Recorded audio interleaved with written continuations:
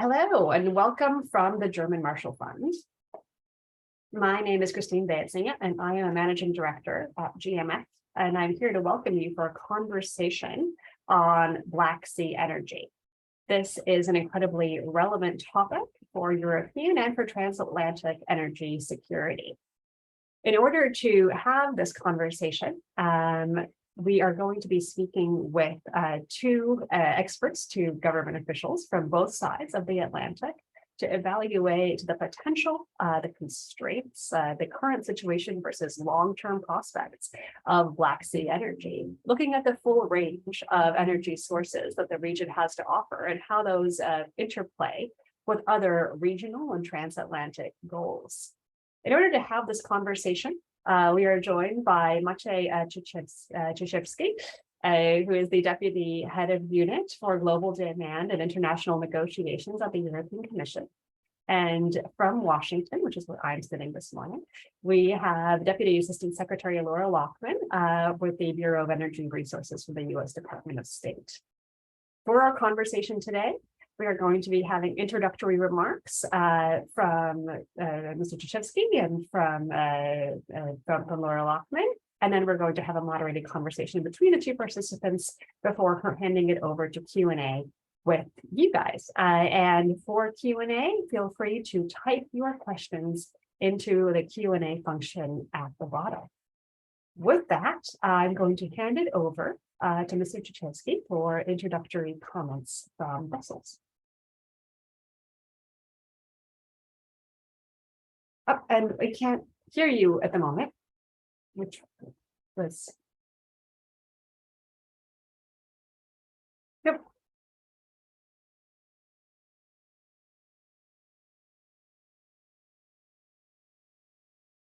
Still not. It was fine 1 second ago.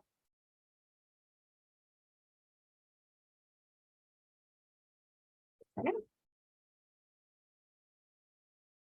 Not at the moment.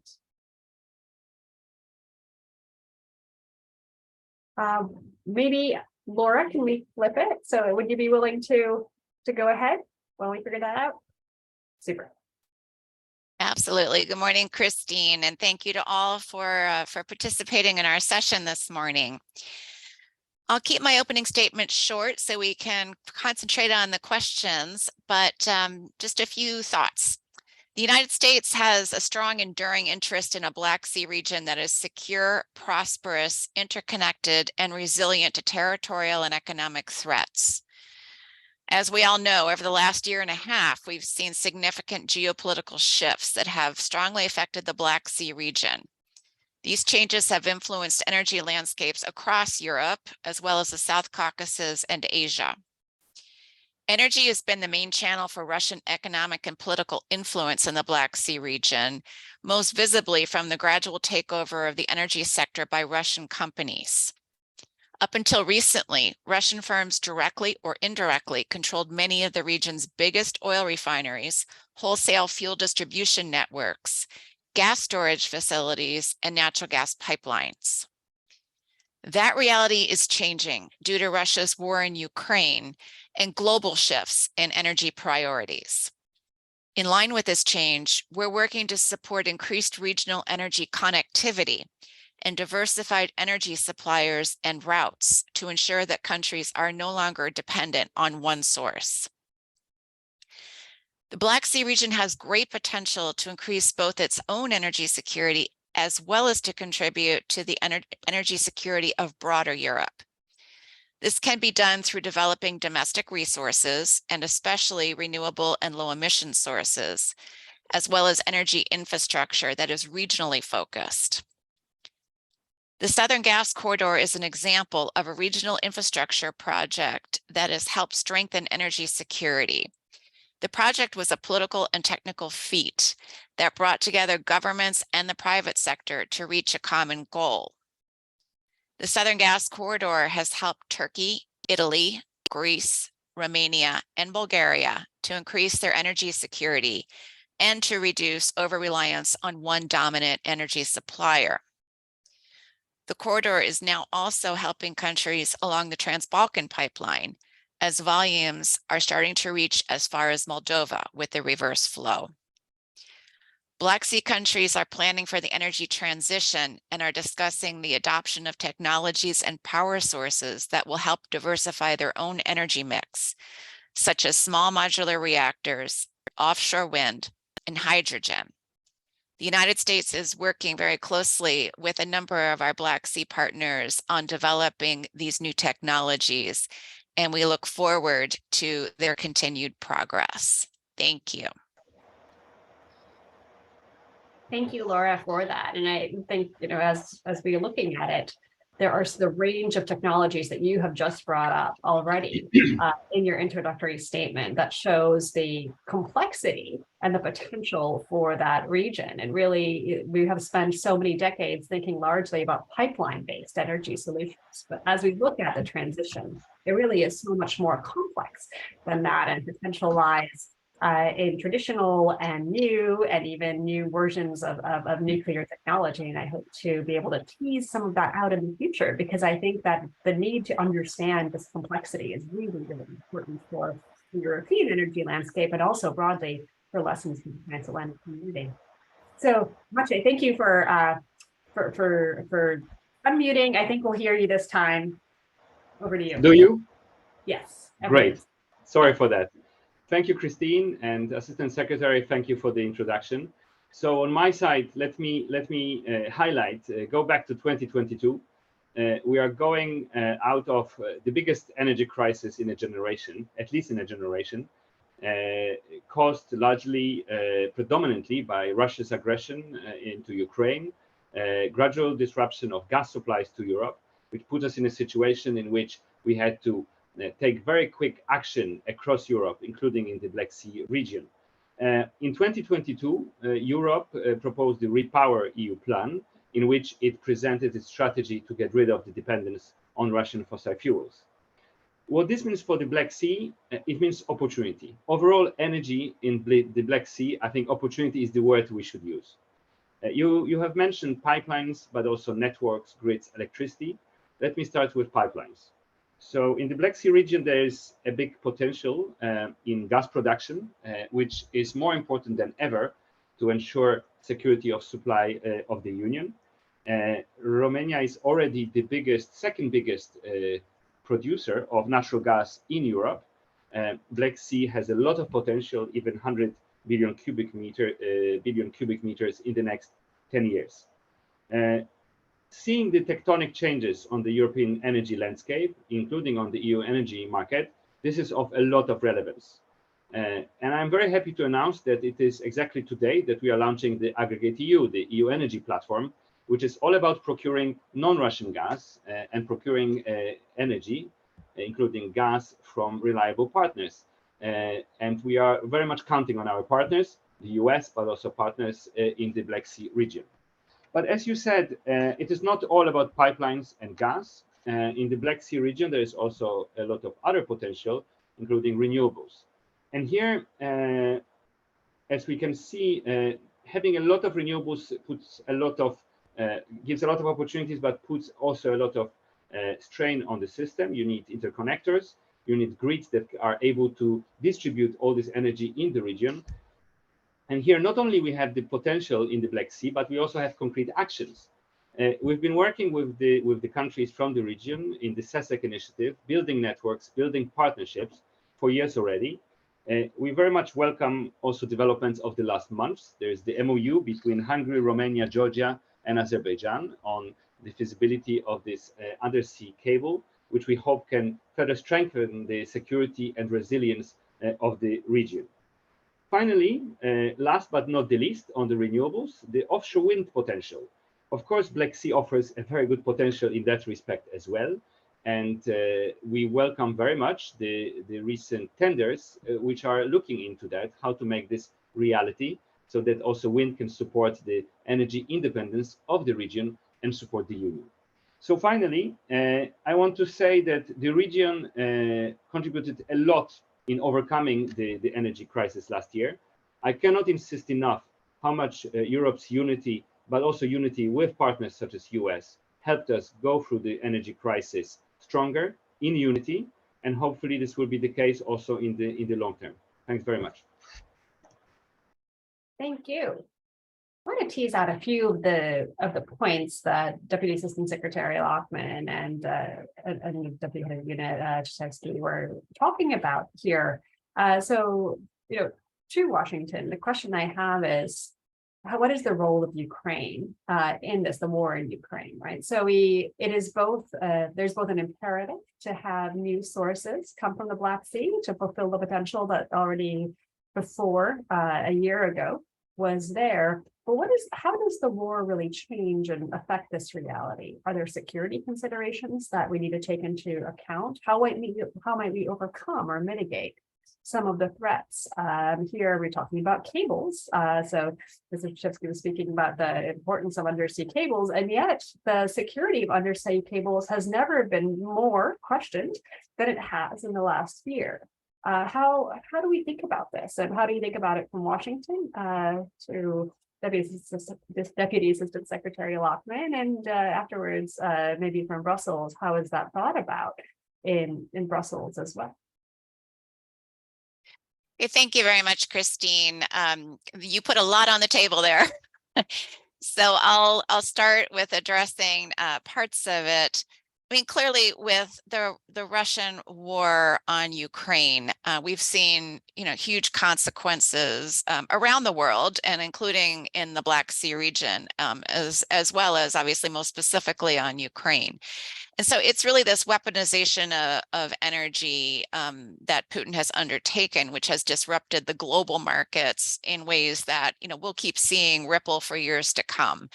I think one thing is perfectly clear from this, which is that Russia cannot be relied upon for energy supplies, period. And what we've seen is that the weaponization of energy has led to rising energy and commodity prices, to the increased demand for non-Russian natural gas we were just talking about, and to really doubling down and an increased determination to accelerate the transition to clean and renewable sources. We obviously knew that we had to do that, but these shifts have brought that into greater clarity.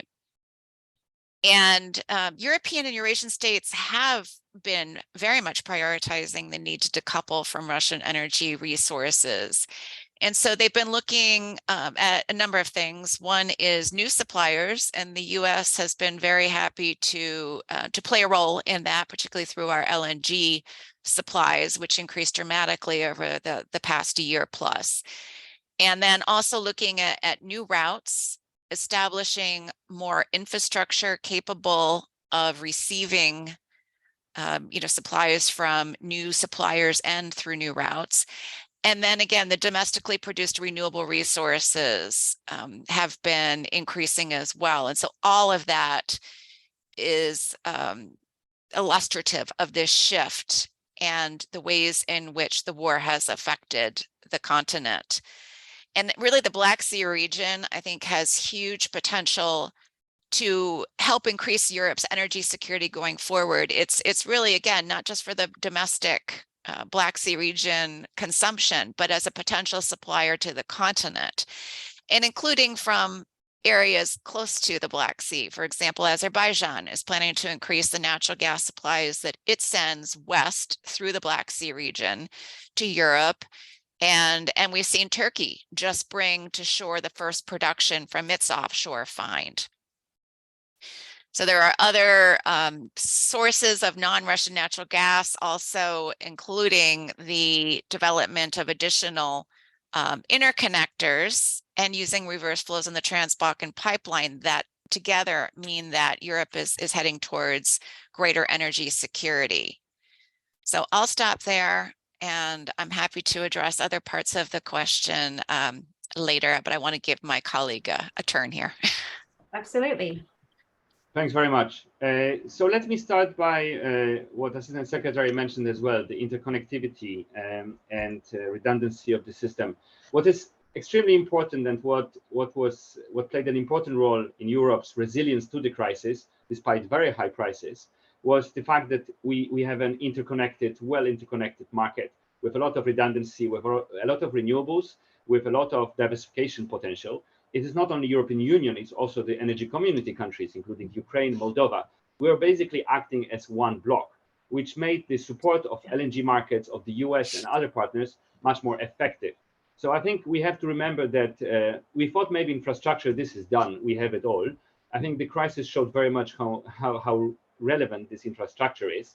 And we learned also the hard way that we need LNG terminals across the continent. And they are not just an addition, which is nice to have, but basically this is the piece of infrastructure we heavily rely upon currently. You mentioned Ukraine as well. Here I want to really separate the topic because the cooperation between European Union and Ukraine has been extremely important in the last months. Ukraine is de facto an integrated energy market together with the EU. The electricity and in gas terms, electricity and gas is flowing in both ways. Also, the EU energy platform that we have launched today considers Ukraine and Ukrainian storage, which is vast storage, as you know, is part of the offer on the EU energy platform. So we encourage market participants in this dramatic situation to exchange energy with Ukraine for the benefit of Ukraine, but also of the European Union. Thanks. Thank you. Following up on that, Maciej, a little bit, so looking at undersea cable construction, do you have to do it differently now? I mean, after the risks that have been posed to cables, to undersea pipelines, is the approach different? Is the funding necessary different? How is just infrastructure security, hard security, being packaged in? Because we've talked and we've seen so many iterations of these projects, which have created redundancy, have created many options for Europe, but it does feel a little bit that the world is different. And assumptions we've made about the security, the physical security of these pieces of infrastructure need to be looked at again. So is this, sitting in the commission, is this a new element that you're looking at? I mean, of course, it's always been there, but is there a different response that is necessary right now? I think it is a very good point. So first of all, we always knew security of energy supply is vital for Europe. But I think now we see energy security as absolutely central for overall sovereignty and security of the continent. The same applies to critical infrastructure. I've been working in the security of supply for a long time, and I can tell you that the assessment we've been doing 10 years ago, for example, was very much focusing on availability of the molecules and maybe a little bit less on what can happen to underwater pipelines or cables. So the last months, the last year has redefined how we look at energy security, also of the critical infrastructure. So this is a good point, yeah. Excellent, thank you. Laura, is there anything you want to jump in on some of these points? Yeah, thank you, Kristine. I would just say, Russia's illegal war against Ukraine certainly may complicate offshore activities near Ukraine. But I would say development in other parts of the Black Sea can and should continue.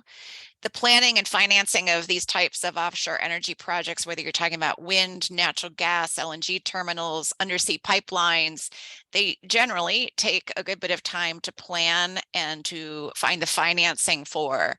So we would say it's imperative that this work continues apace so that these efforts aren't necessarily slowed. And then, of course, we hope that Ukraine is victorious, and then we will be in a very good position to be able to implement these plans. Absolutely. I want to turn a little bit to onshore, right? So the sea itself has lots of potential, transit and offshore wind, as we have talked about, but there's also the onshore piece. And Laura, something you mentioned at the beginning was also the small modular nuclear. So this is an interesting future development, current, but also evolving area of cooperation between the United States and Europe, and really starting now in the Black Sea region. But this is, for some people, not as familiar of an area. So could you talk a little bit about what that nuclear cooperation is and what it could look like, and why are we looking at the Black Sea region for this at the moment? Yeah, no, thank you for raising this important question.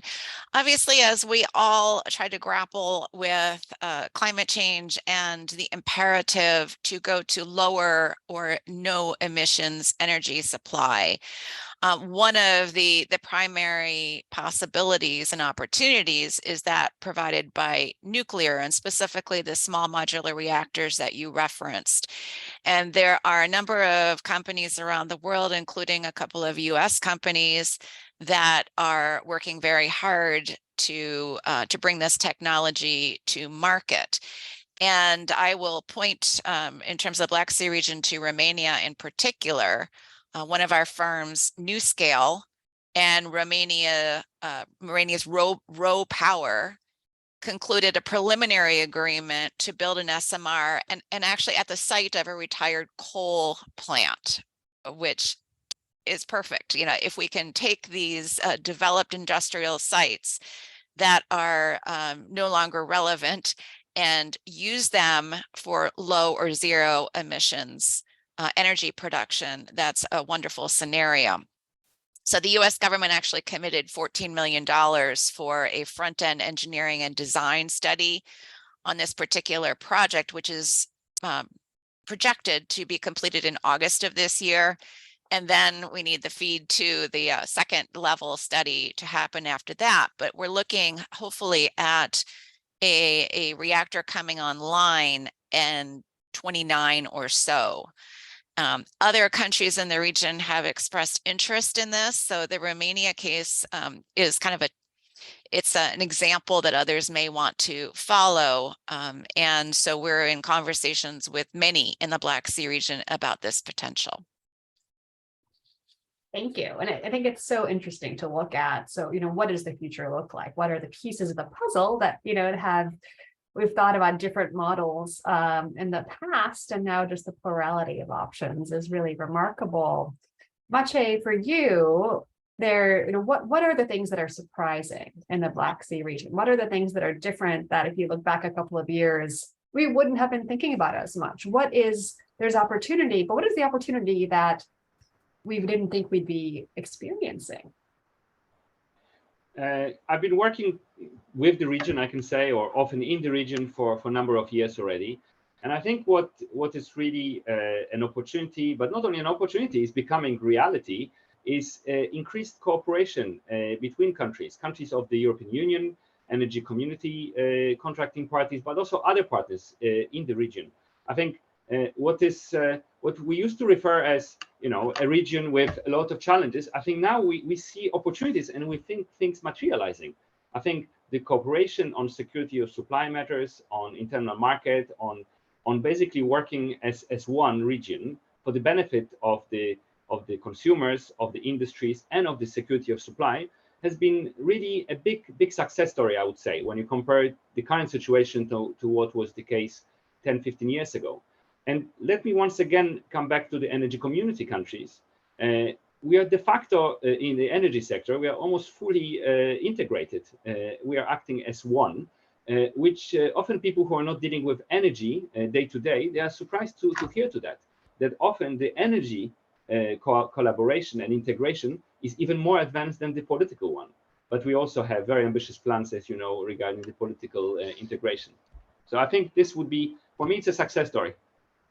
Super. And so I'm going to stay with you for a little bit. I have a question that I think is more for you, and a comment from Megan Richards, specifically on the energy community. And Megan writes that in the Q&A function, which is open to all participants, so please do add your thoughts and your questions to the conversation.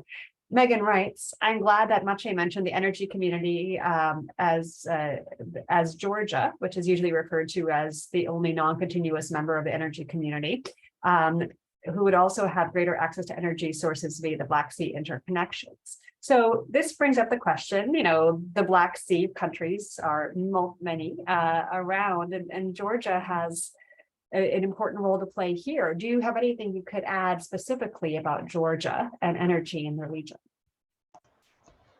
Yeah, absolutely. So I think the current crisis gives us just yet another very strong incentive to collaborate closely in the region, including with Georgia.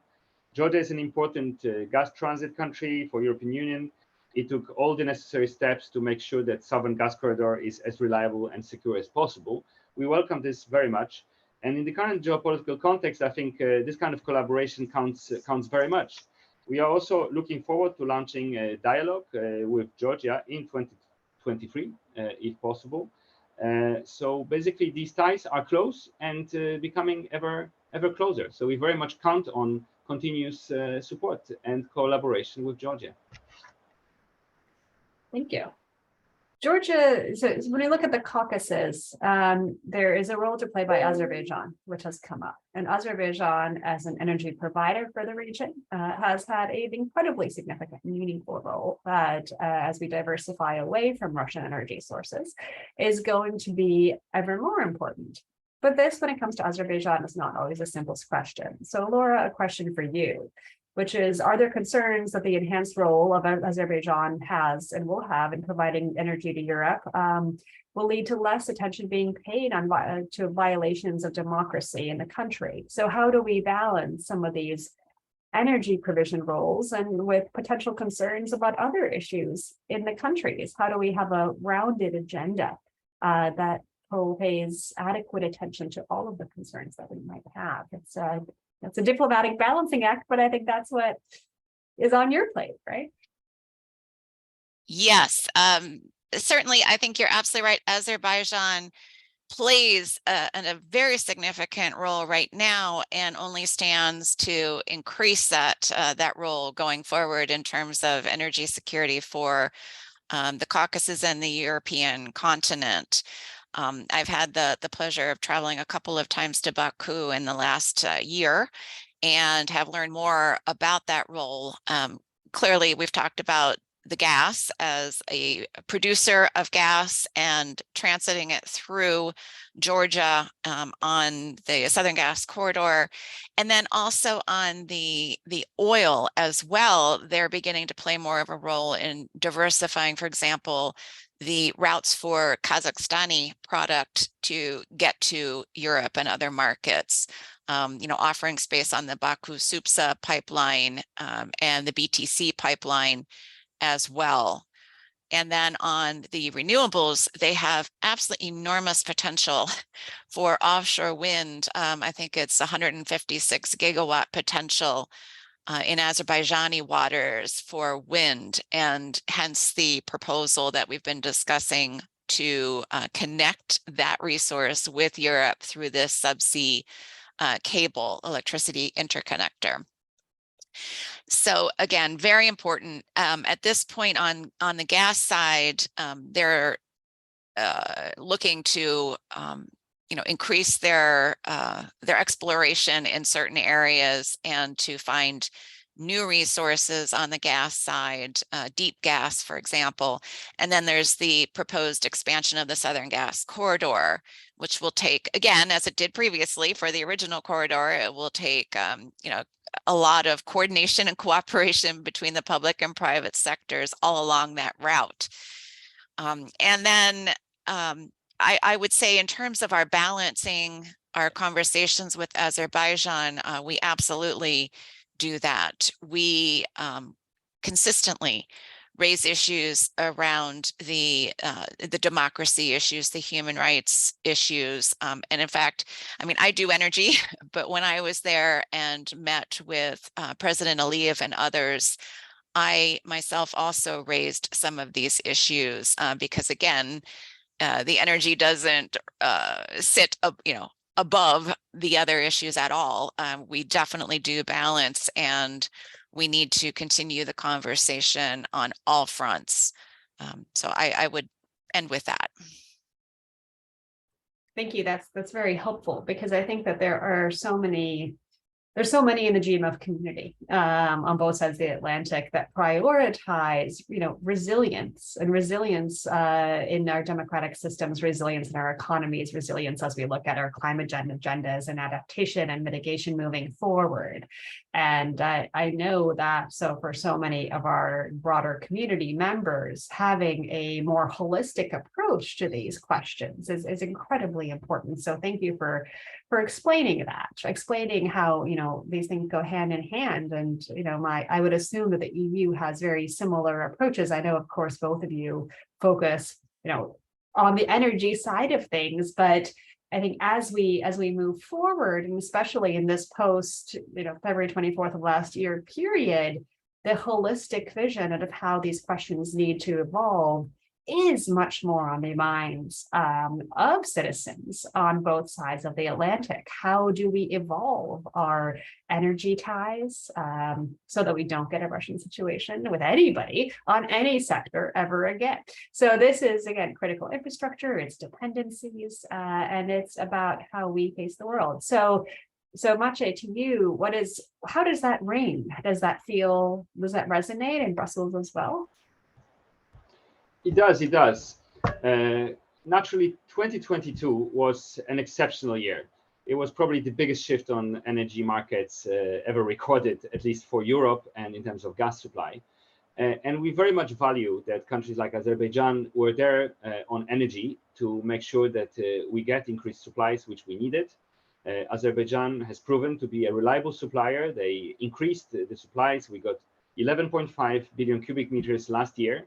But naturally, as you say, as we look longer term, as the situation is now calming down slightly on the markets, although we are not yet fully out of the woods, we of course have to have a holistic view on these matters. So we definitely engage with our partners also in the long term, beyond natural gas, be it renewables, but also in the whole spectrum of things, including political and diplomatic aspects. So I very much concur with what you said. We have these things on our mind, but we will remember also the partners and how reliable they were in the peak of the crisis when we needed them very much. So this will not be forgotten.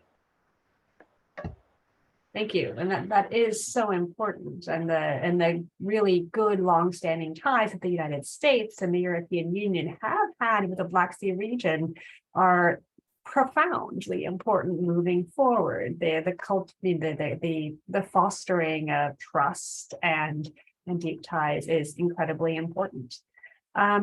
As we look a little bit beyond where we are today, and as Maciej just said, we are not out of the woods yet necessarily. It's everything it isn't 2022 anymore, but things are still in flux.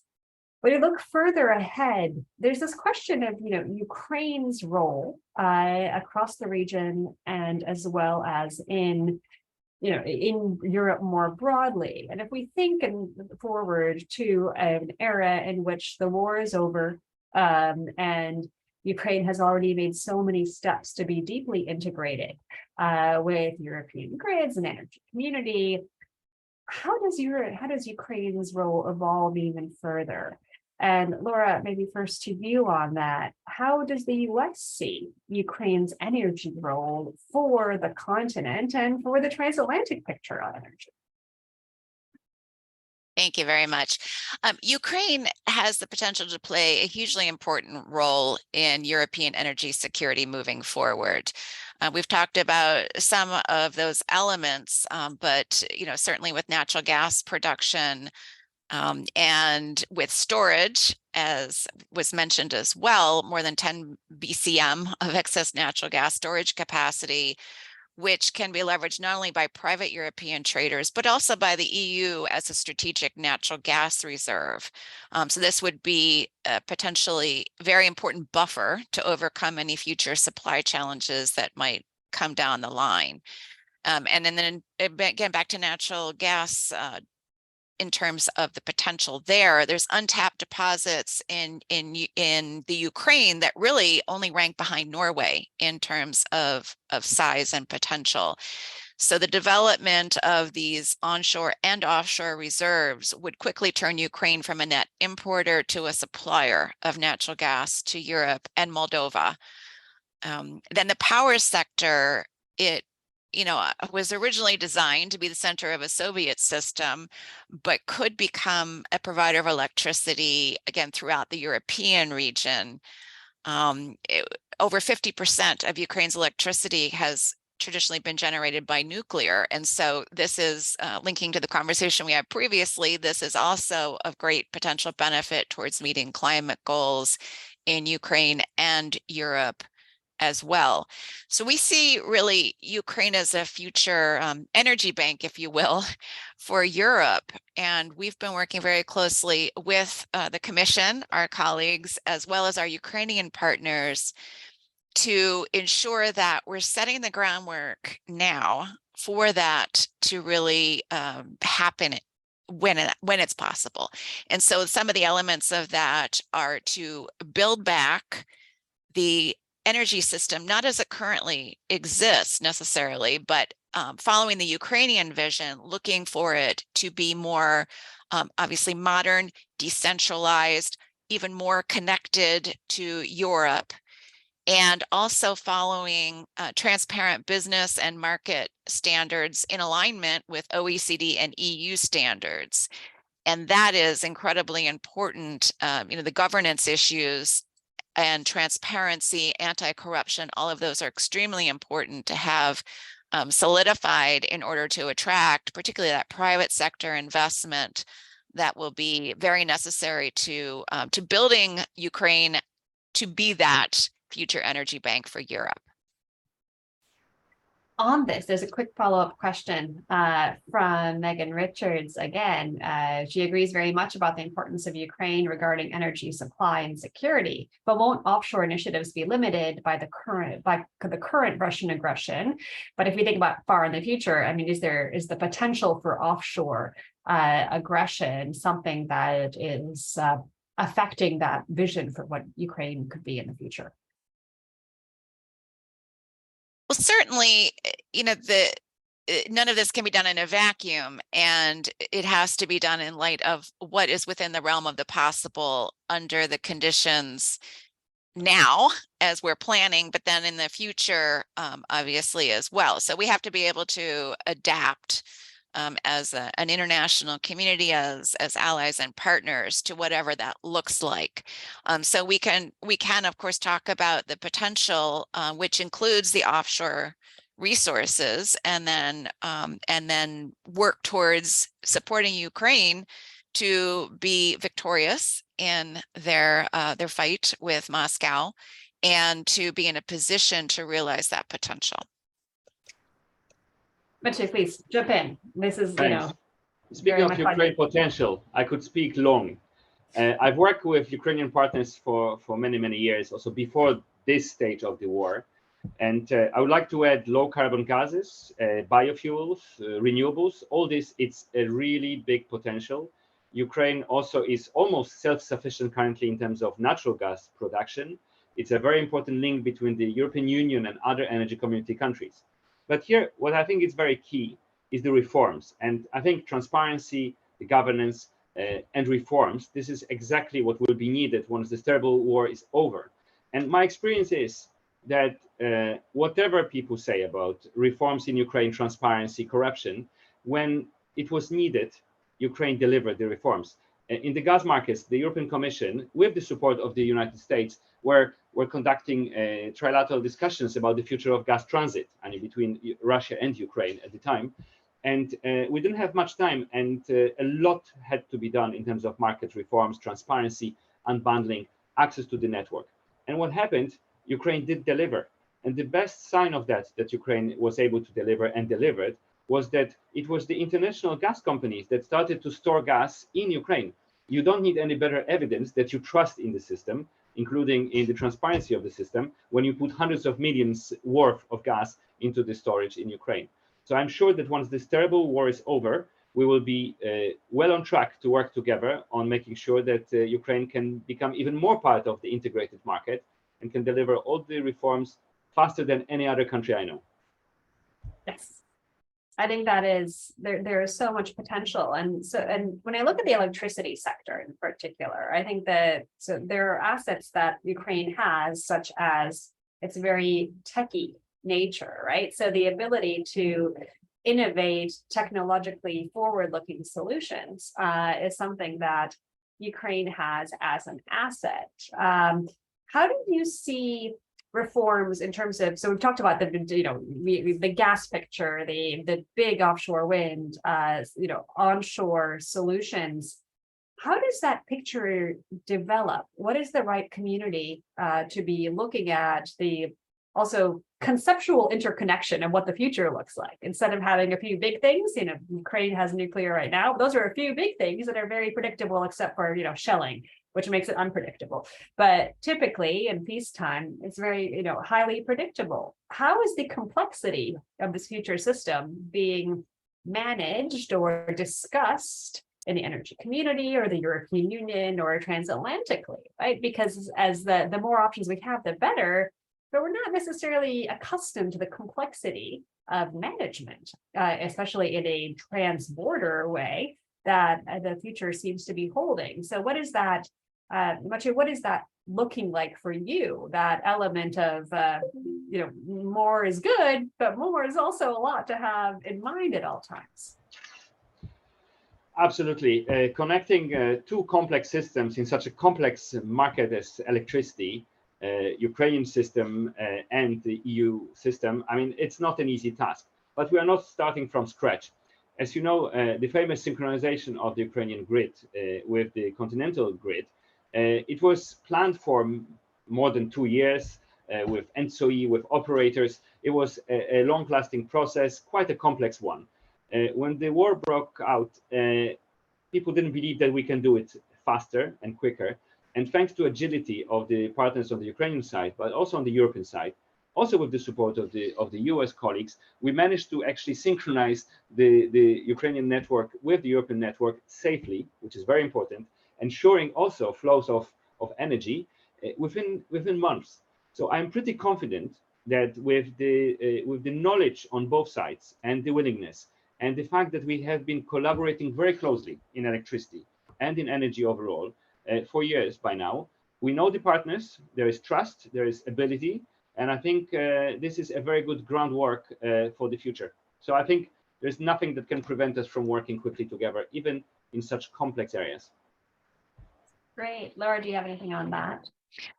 Yes, thank you. I mean, first of all, I just want to say a little bit to your point, Kristine, earlier, the ingenuity and the capability and the capacity of the Ukrainians is very impressive and has been on full display. I mean, the fact that they were able to keep their system going without any serious outages, lasting outages, and continue to provide services to their citizens over the course of the winter is phenomenal.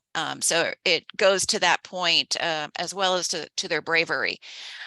So it bodes well for the future in terms of envisioning and strategically planning for this future system, which is very complex, but manageable from their perspective. And then the role of the international community, of the international financial institutions, of donor governments, of the development finance organizations as well, is to support the the carrying out of that Ukrainian vision to have that more decentralized, modern, more renewable, interconnected system.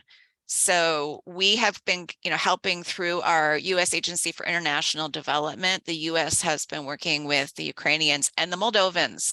We cannot forget about Moldova in this scenario, that it's all interconnected. We have been working with both countries for a number of years on, again, this idea of strengthening and modernizing the system and integrating it more into the European network. We were thrilled that interconnection did happen on an emergency basis right as the war was starting in 22, and that flow of electricity between Moldova, Ukraine, and ENTSO-E is happening. And we look forward to the limits on that trade increasing significantly over time as we go forward with additional interconnections, with strengthened grids, et cetera. Thank you. I think we were bringing up Moldova because I think that its centrality geographically, and also its role for the region today and in the future is an incredibly important piece of this. Would you like to speak more about Moldova in particular, Laura, or should I ask Maciej about it? I'll ask about it next, but I think from the State Department perspective, how does Moldova fit into this? Yes, again, Moldova is a very important piece of all of this puzzle, and we absolutely, as a transatlantic and international community, need to support Moldova in its efforts. They have a very forward-looking government interested in integration with the rest of Europe and interested in breaking those ties, that reliance on Russia for so many of its energy supplies. And so again, we've been very active from the US government perspective, providing technical assistance for a number of years, again, in envisioning that more self-sustaining, reliable, domestically focused grid, but interconnected with Europe. Romania has done a fantastic job increasing their assistance and energy flows to Moldova, really phenomenal. With nuclear and hydro produced electricity, also gas, again, coming through the Trans-Balkan pipeline. Ukraine has also been helping supply Moldova with electricity and gas when possible, and definitely will be going forward. And so we really have great hopes that Moldova will be in a much better, stronger position in the near future. Thank you. Maciej from Brussels. Thanks. In the last months, we've been referring to the crisis a lot. And I would like to, in the context of Moldova, say something more optimistic. I think what happened in the energy sector around Moldova and partners of Moldova is really a success story. When we look at the situation of Moldova in gas and electricity, say 2 years ago or a year and a half ago, I mean, it was extremely difficult. And what Moldova with partners managed to achieve, I mean, it's just incredible. I mean, it's practically full diversification in terms of gas supply, while being fully exposed to a single supplier, Gazprom. What happened in electricity is also unprecedented. And here I fully echo the views that also the role of Romania in ensuring this supplies to Moldova was incredible. But we should not forget also the government of Moldova, who, with the support of the partners, but together with the European Union and other partners, including the US, made sure that this agility, this ability was used to the fullest. And basically, they turned their energy system 180 degrees, which I think is really splendid. I think it's a big success story.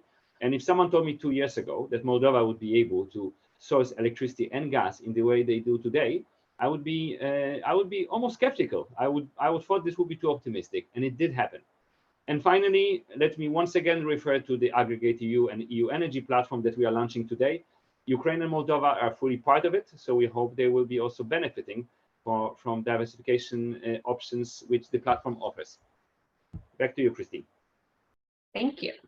We have a few questions trickling in, and one of them asks whether you both could comment on Black Sea and Caspian connectivity and the readiness of the EU to cooperate with the Southern Caucasus to have access to the Central Asian markets, trade and economic relations, energy and mineral resource import through the South Caucasus and the Black Sea. So a bridge approach more to the Central Asian markets. How are we seeing these relationships and dynamics evolve right now? And maybe what needs to be done next in this space?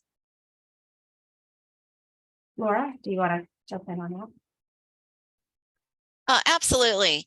Yeah, the Black Sea region we're focused on today really has great potential as the connector between Europe and Central Asia, and plays a vital role in that intercontinental trade. And we see that particularly with global food and energy security. So we believe that strategic investments, enhanced economic interconnectivity between those regions, and reforms also to promote the level playing field for trade and investment in Central Asia can help unlock that potential. But we've talked about certainly the resources coming from Azerbaijan to support European security. And then, you look at other players in Central Asian region, Turkmenistan obviously has huge potential as well. And this is something that hasn't been realized to this point, but there's for a number of years been discussions about the possibility of putting in place infrastructure through, for example, an interconnector between the gas platforms in Turkmenistan and Azerbaijan in the Caspian Sea.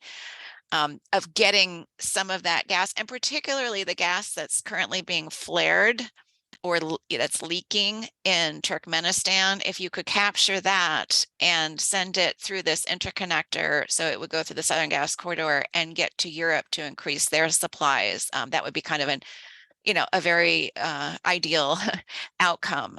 So there's again lots of potential. You look at the rail linkages as well, a variety of products. The middle corridor is what we're talking about, and yes, something that many of us are looking at now. Thank you. Thank you. And again, optimism and potential seem to be very solid streams throughout this conversation. And Maciej, if you say you were, so happily surprised by Moldova, what do you think about the Central Asian connectivity? Is this another future area for happy surprise?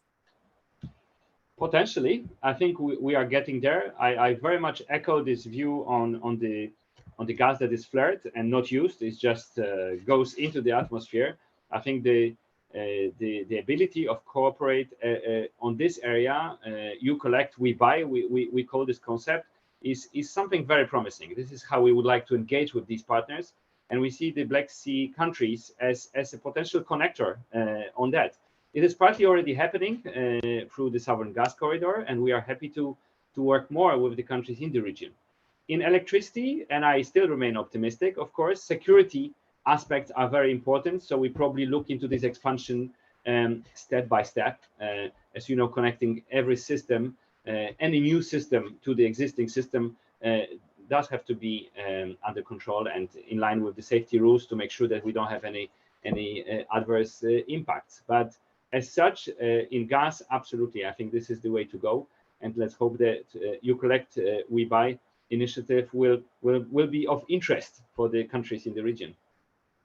Absolutely. I think it is also such a strong argument for our own societies about the way we are going to look at climate potential or to mitigate climate damage with solutions that are economical and again, looking at a more holistic view, adapting to the circumstances we have. I think there's so much good connections to be had also on the society level when we talk about these things that have been so niche, but that are much more interest again across in particular the younger generations, where I think the issue of how do you stop flaring or capture flaring could be not niche, but actually incredibly important.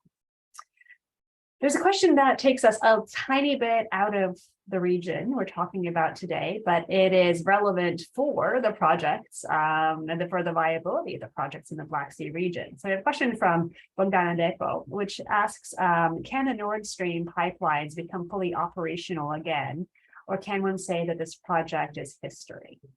So what is the prospect here long term on these truly controversial pipelines? Maciej, do you want to go? Yeah, I can start. So instead of focusing on the history of these pipelines that are now in not very good shape, I want to tell you once again about our main strategy, which is Repower EU, which is we definitely go ahead with replacing Russian gas with any means we have. And of course, we even faster go towards decarbonization and making sure that overall our import dependency on fossil fuels decreases. So I think the discussion about Nord Streams currently is secondary, because our main tool now to procure natural gas is Aggregate EU. This would be a tool of diversification. This is already happening. We are outreaching international LNG markets.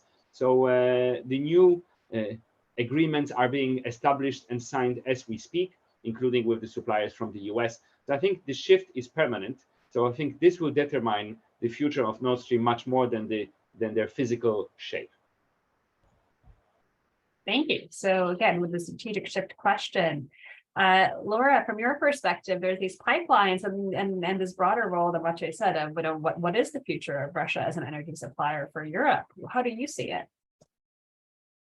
As I stated at the beginning, I think, one lesson that is extremely clear from Russia's war on Ukraine and use of energy as a weapon is that, that's it. We've crossed the Rubicon here. We realize that Russia is not and will not be a reliable supplier.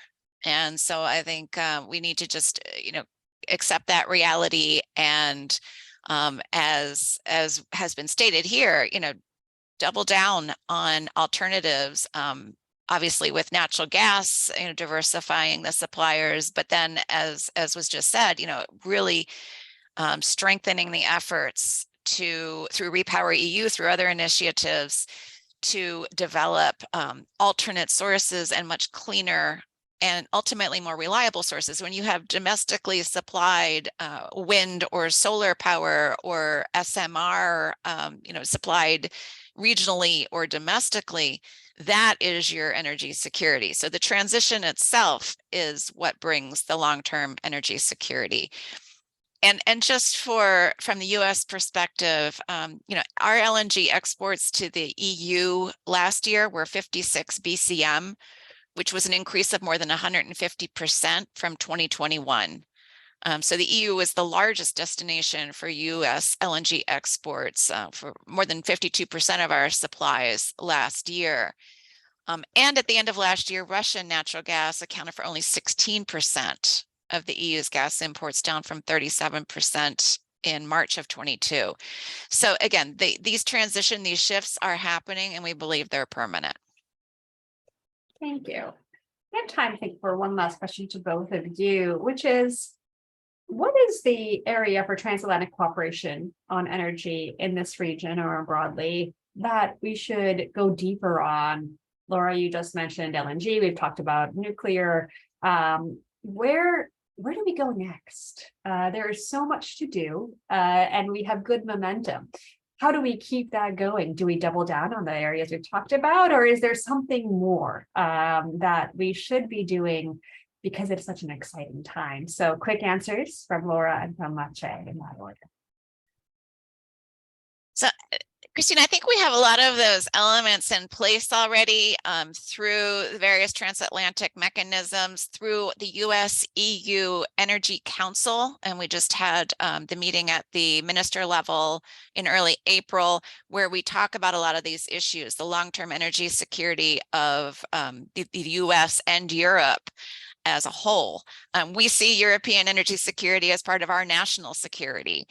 And so we're working not only on, again, the diversification and the strengthening of the LNG supplies to Europe, but that's, again, a short-term, relatively prospect. And then simultaneously, we're working very hard through various mechanisms on the energy efficiency, demand in, reduction of demand for fossil fuels. So energy efficiency, as well as the development of renewables. We haven't touched too much on hydrogen, but that's another area in which we're having increasing exchanges.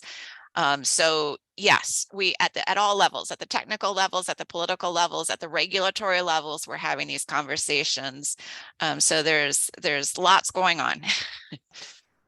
Great, Maciej. Fully agree.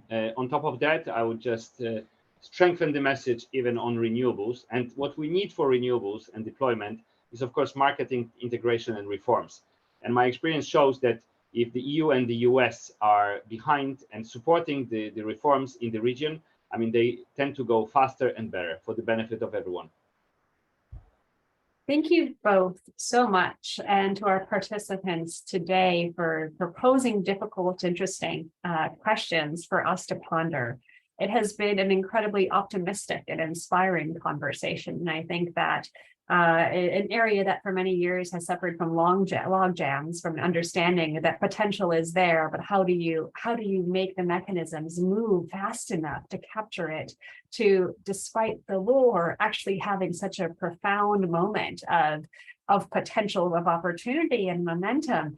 It is wonderful to have you here to really explore that. And so wishing you from GMF success in your daily task of capturing this momentum and making sure that it is a success moving forward.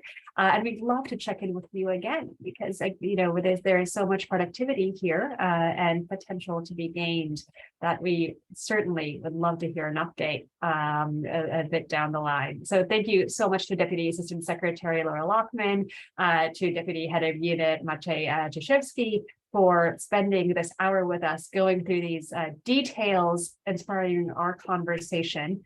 And thank you to William Stewart Wood and the GMF team for making this conversation possible. Hope to see you again soon.